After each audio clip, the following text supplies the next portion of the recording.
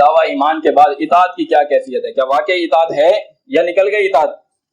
اگر اطاعت ہوگی ابراہیم علیہ السلام کے طریقے کے اوپر تو ضروری ہوگا کہ یا ایھا الذین آمنوا اطیعوا اللہ واطیعوا الرسول کو مان.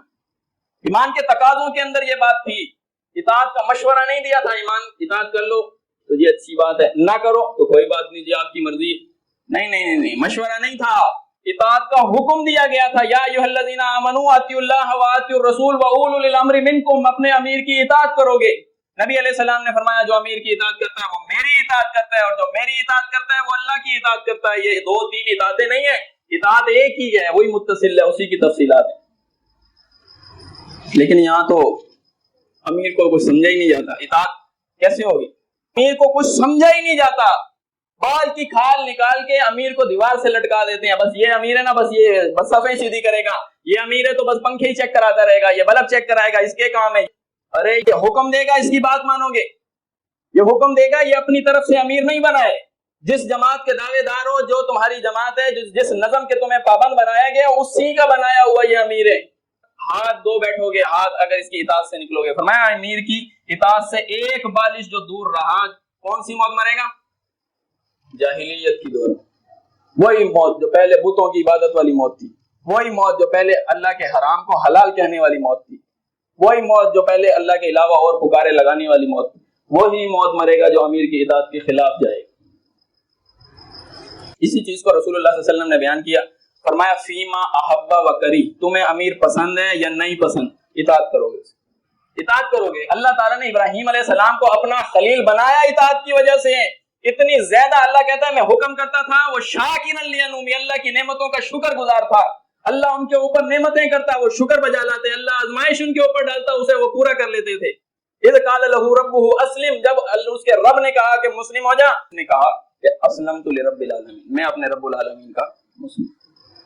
اس لیے رسول اللہ نے فرمایا، دیکھیں ایک نظم میں پھروایا گیا ہے، ایک نظم کے اندر یہاں ہر شخص جو ذمہ دار ہے وہ اپنی رعایا کے اوپر ذمہ دار ہے. پوچھا جائے گا جب آپ کو ذمہ دار بنایا گیا، بڑا آپ کو گھر کا بنایا گیا، اور آپ کی اطاعت کو کوئی آپ کی رعایا اطاعت نہ سمجھے، تو آپ یہ دعویٰ تو کریں گے نا جی مجھے بڑا بنایا، ان کو پابند تو کریں. میرا یہ میری سنتے ہی نہیں ہے، میں جو اللہ کو جواب دے ہوں، میں جو آگے جواب دوں گا، انہیں تو پابند کریں کہ یہ میری اطاعت کریں.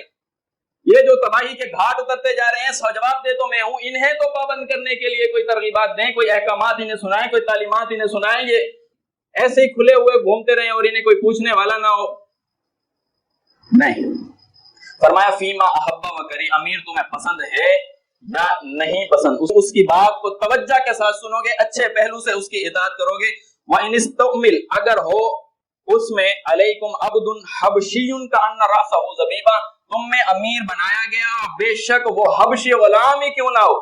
حبشی غلام پسند نہیں تھے عرب کے اندر، وہ نوکر رکھا کرتے تھے، انہیں ساتھ کھڑے ہونا پسند نہیں کیا کرتے تھے. انہیں تو یہ بتایا جاتا تھا اگر یہ حبشی غلام تمہارا امیر بن جائے تو اس کی اطاعت کرو گے. بڑا سخت تھا ان کے لیے، دور جاہلیت سے آئے تھے، وہاں تو بڑی سرداری تھی، وہاں تو ساتھ کھڑے ہونا پسند ہی نہیں کرتے تھے.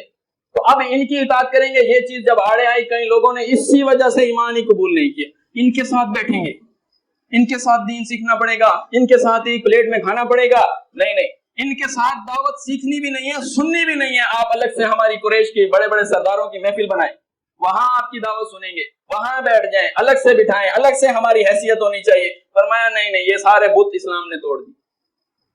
ایک غلام، حبشی غلام، علیکم عبد حبشی کأن رأسہ زبیبہ، اس کا سر منکے جیسا ہی کیوں نہ ہو. وہاں پہ کیا تھا؟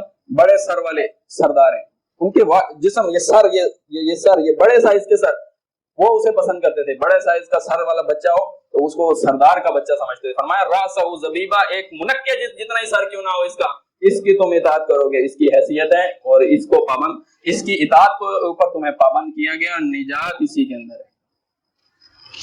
فرمایا فضارب ظہرک واخذ مالک، اگر یہ امیر تمہاری پیٹھ پہ کوڑے برسا دے، واخذ مالک، تمہارا مال ضبط کر لے، کیا کرو گے؟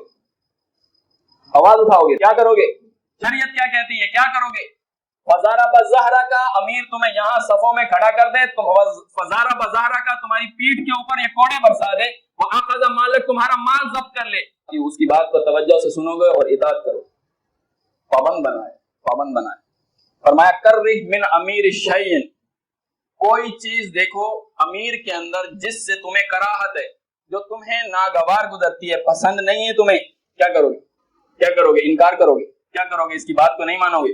اس امیر میں کوئی بات ایسی ہے، کرہ من امیر شیئن، فرمایا امیر کے اندر کوئی چیز تم دیکھو کہ تمہیں ناگوار گزرتی ہے، فل یصبر علیہ، اس کے اوپر صبر کرو گے، صبر کرو گے، اطاعت سے باہر نہیں نکل سکتے، حکم دے گا ماننا پڑے گا، جواب پوچھے گا دینا پڑے گا ہر چیز کے اوپر۔ کیوں؟ تمہیں ایک نظم کے اندر پرویا گیا ہے، نجات اسی کے اندر ہے۔ فرمایا یہ کفار تمہارے خلاف تمہاری جڑیں اکھاڑنے کے اندر متحد ہیں، الکفر ملت واحد ہے، کفار سارے بے شک آپس میں لڑتے رہے، لیکن جب اسلام دشمنی کی بات آتی ہے یہ سارے ایک ہو جاتے ہیں۔ کوئی دیوبندی، بریلوی، اہل حدیث، شیعہ، یہ سارے ایک دوسرے کا کفر کرتے ہیں، فتاوے لگاتے ہیں، مسجدیں الگ بنائی ہیں، مدرسے انہوں نے الگ بنائے، لیکن جب اسلام دشمنی کی بات آتی ہے الکفر ملت واحد، وہ ایک ملت بن جاتے ہیں۔ جب تمہارا نجی اختلاف ہوگا، تم ایک دوسرے کی بات کو نہیں سمجھو گے، ایک دوسرے کے مخالف انا خیر من کے دعوے کرو گے، میں اس سے بہتر ہوں، میرا دعویٰ صحیح ہے، میری دلیل زیادہ اچھی ہے۔ اگر اس طرح تمہارے درمیان نسلی، وطنی، ملکی، لسانی کسی قسم کا کوئی اختلاف اور تعصب ہوگا، تمہاری جو صفیں ہیں وہ ٹوٹ جائیں گی، دل تمہارے پھٹے ہوں گے، تمہاری ہوا اللہ اکھاڑ دے گا۔ سورۃ انفال اٹھائی، فرمایا وہ متحد ہیں، اگر تم متحد نہ ہوئے تمہاری ہوا اللہ اکھاڑ دے گا۔ فرمایا کرہ من امیر، دیکھو اگر تم امیر میں شیئن کوئی ایسی چیز، فل یصبر علیہ، جو تمہیں ناگوار گزرتی ہے تو اس پہ صبر کرو۔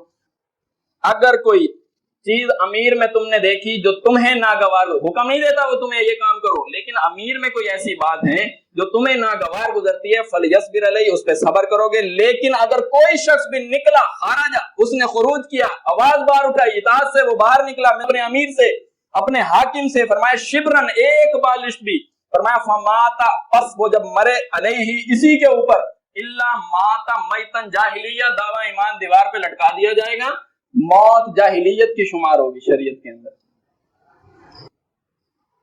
فرمایا اگر تم دیکھو کہ میرے بعد کسی مسئلے میں تمہارا حق بنتا تھا لیکن امیر نے وہ حق کسی اور کو دے دیا، حق تمہارا بنتا تھا، اس نے انکار کر دیا، قالوا، بس اللہ کے رسول صلی اللہ علیہ وسلم سے یہ پوچھا گیا اگر یہ کیفیت ہو تو ہم کیا کریں؟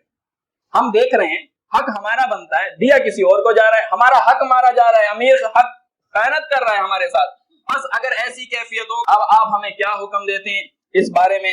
بس ادا کرو اپنے حقوق اسے، الذی علیکم، جو تمہارے اوپر نگران مقرر کیا گیا ہے، وتساءلون اللہ الذی لکم، بس اپنے حق کا سوال اللہ سے کرو، اطاعت سے باہر نہیں نکل سکتے۔ اگر تمہیں حق نہیں مل رہا تو بس اس کے اوپر صبر کرو، اپنے جو تم نے ان کو حق ادا کرنے ہیں، جو تمہارے اوپر حقوق ہے وہ ادا کرو، اسے اطاعت سے باہر نہیں نکلو گے، اسے حقوق ادا کرو گے، لیکن جو تمہارا حق ہے وتساءلون اللہ، اس کا سوال اللہ سے کرو، یہ شریعت حکم دے۔ لیکن آپ دیکھ لیں ہمارا دور کون سا دور ہے؟ اطاعت والا دور ہے یا منچاہی کا دور ہے؟ تکبر اور غرور اور انا والا ہمارا دور چل رہا ہے، انا خیر من کا دور چل رہا ہے، میں بہتر ہوں، انا خیر من، میں بہتر ہوں، میری رائے بہتر ہے، میرا مقام بہتر ہے، میرا نظریہ بہتر ہے اور میری تجویز بہتر ہے، یہ آپ کیسے رد کر سکتے؟ اگر رد کیا تو اطاعت سے ہمارے ہاتھ کھڑے ہیں، بس کیا ہوگا؟ فمات علیہ، پس اگر اسی کیفیت میں اور اسی حال میں اسے موت آ گئی، الا مات میتن جاہلیہ، اس کی موت جاہلیت کی ہوگی۔ فرمایا من فرق الجماعت، پس جو شخص جماعت سے علیحدگی چاہے، فرمایا مات میتن جاہلیہ، اور اسی علیحدگی کے اوپر وہ مر گیا، فرمایا اس کی موت جاہلیت کی ہوگی۔ ومن نقص العہد، جس نے عہد اپنا توڑ دیا، عہد کیا تھا؟ وَأُولُو الْأَمْرِ مِنْكُمْ کہیں گے، یہ نص صریح تھی، عبارت قرآن میں متن میں موجود تھی، لیکن یہ منکم تو مان رہا تھا، ہے ہمارے عقیدے کا، ہے ہمارے نظریے کا، ہے ہمارے طریقے کا، ہے ہمارے راستے کا، لیکن اطاعت نہیں کریں گے۔ منکم مانتا تھا، منکم کے اوپر کوئی سوال نہیں تھا، ایمان عقیدے کے اوپر کوئی اشکال نہیں تھا، لیکن اطاعت سے انکار تھا۔ جب منکم مان رہے ہو، امیر بنایا گیا ہے، تو منکم کا انکار کر دو، یہ ہمارے عقیدے کا نہیں ہے، یا تو اس کا انکار کرو۔ اگر نہیں کرو گے تو پھر تمہارے پاس کوئی سبیل نہیں ہے اس کے حکموں کا انکار کرنے کی۔ من فرق الجماعت، جو جماعت سے علیحدگی چاہے، مات میتن جاہلیہ، وہ جاہلیت کی موت مرے گا۔ ومن نقص العہد، جو اپنا عہد توڑ دے، ومات نقص للعہد، اور اسی ٹوٹے ہوئے عہد کے اوپر اس کی موت آ گئی، جاء یوم القیامہ، قیامت کے دن جب اللہ کے پاس آئے گا، لا حجت لہ، اس کے پاس کوئی حجت نہیں ہوگی۔ کیا پیش کرے گا؟ پیش کرو امام کی زندگی ہے پیش کرو، جاہلیت کی موت تو لگی ہوئی ہے اس کے اوپر، لا حجت لہو، اس کے پاس کوئی حجت نہیں ہوگی۔ تو ضروری ہے اس چیز کو دیکھیں، پیغمبر کیا نہیں دیکھا آپ نے، ارسلنا الشیاطین علی الکافرین تعذهم عزا، کہ ہم نے شیطانوں کو کافروں کے اوپر مسلط کر رکھا ہے۔ کیا آپ نے ایسے لوگوں کو نہیں دیکھا کہ کفر کی صفتیں ان کی، انکار کی صفتیں ان کی، انکار نہیں ماننا، سمینا واسینا کی ان کی صفتیں، تو ہم نے کیا کر رکھا ہے، شیاطین کو ان کے اوپر مسلط کر رکھا ہے، وہ انہیں برائی کے اوپر اکساتے رہتے ہیں، فتنہ فساد اور جھگڑے کے اوپر اسے بلاتے رہتے ہیں۔ آپ ایسے لوگوں کو دیکھیں، جلدی نہ کیجیے ان کے مسئلے میں۔ فرمایا انما نعد لهم عدا، ان کی گنتی کے دن ہم نے شمار کر رکھے ہیں۔ ہمیں عذاب کے لیے، پکڑ کے لیے، گرفت کے لیے، ان کو اپنے انجام تک پہنچانے کے لیے جلدی نہ کریں، ان کی الٹی گنتی شروع ہو چکی ہے۔ گنتی کے دن شمار کرنے کا مطلب کیا ہے، ان کی الٹی گنتی شروع ہو چکی ہے۔ آپ انہیں پابند بنائیں، قل اطیعوا اللہ واطیعوا الرسول، اللہ کی اطاعت کرو، اس کے رسول کی اطاعت کرو، فإن تولوا، بس اگر تم منہ پھیرو گے، فإن اللہ لا يحب الکافرین، اللہ ایسے کافروں سے محبت کرنے والا نہیں۔